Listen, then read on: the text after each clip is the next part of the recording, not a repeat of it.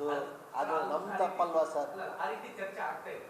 So ನಾನು ಕನ್ನಡಿಗರಿಗೆ ಅವಮಾನ ಮಾಡಿದ್ದಲ್ಲ, ಬದಲಾಗಿ ನನ್ನ ಸ್ನೇಹಿತರಿಗೆ ನಾನು ಕೇಸನ್ನೇ ಮಾಡಿದ್ದು ಅಂತ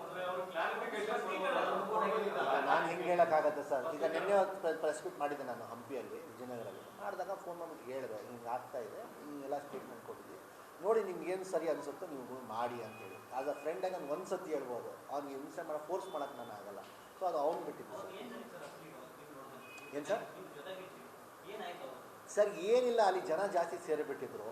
ಆ ಜನ ಜಾಸ್ತಿ ಸೇರಿಬಿಟ್ಟಿದ್ರಿಂದ ಆ ಅಪ್ಪ ಸ್ವಲ್ಪ ಗಾಬರಿ ಆಗಿಬಿಟ್ಟು ಹೊರಡೆ ಒಂದು ರೂಮ್ ಇತ್ತು ಸರ್, ಆ ರೂಮಲ್ಲಿ ಹೋಗ್ಬಿಟ್ಟು ಆ ಅಪ್ಪ ಕೂತ್ಕೊಂಡ್ಬಿಟ್ಟು ಅವ್ನ ಫ್ರೆಂಡ್ಸ್ಗೆ ಡಿಪಾರ್ಟ್ಮೆಂಟ್ ಎಲ್ಲ ಇದ್ದರು. ಸೊ ರಿಕ್ವೆಸ್ಟ್ ಮಾಡ್ಕೊಂಡ, ಸರ್ ನನಗೆ ಆಗ್ತಾ ಇಲ್ಲ, ದಯವಿಟ್ಟು ನನ್ನಿಂದ ನಾನು ಕರ್ಕೊಂಡೋಗ್ಬಿಟ್ಟು ನನ್ನ ರೂಮ್ ಬಿಡಿ ಅಂತೇಳಿ. ಸರಿ ಸರ್, ನಾವು ಹೆಂಗಾದರೂ ಮಾಡಿ ಜನನ ಕ್ಲಿಯರ್ ಮಾಡಿಸ್ತೀವಿ ಅಂತೇಳಿ ಅವ್ರ ಪಾಪ ಹೋದರು.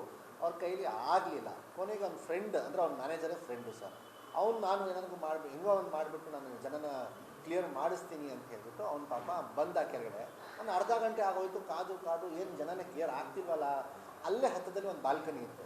ಸರಿ ನೋಡೋಣ ಕ್ಲಿಯರ್ ಆಗಿದ್ದಾರಾ ಇಲ್ವೋ ಅಂತ ಹೊರಗಡೆ ಬಂದ್ವಿ. ಒಂದು 50-60% ಜನ ಕ್ಲಿಯರ್ ಆಗಿದ್ರು. ಅಲ್ಲಿ ನಾನು ಕೇಳ್ದೆ ಏನಾಯಿತು ಅಂತ.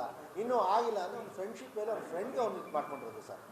ಸೊ ಜನ ಅದು ಬೇರೆ ಥರ ತಗೊಳ್ತಿರೋದು ನನ್ನ ಪ್ರಕಾರ ತಪ್ಪು ಸರ್ ಅದು. ಈಗ ನಾನು ಅಲ್ಲೇ ಇದ್ದೆ, ಈಗ ನಾನು ಜನ ತೋರಿಸಿದ್ರೆ ನಾನು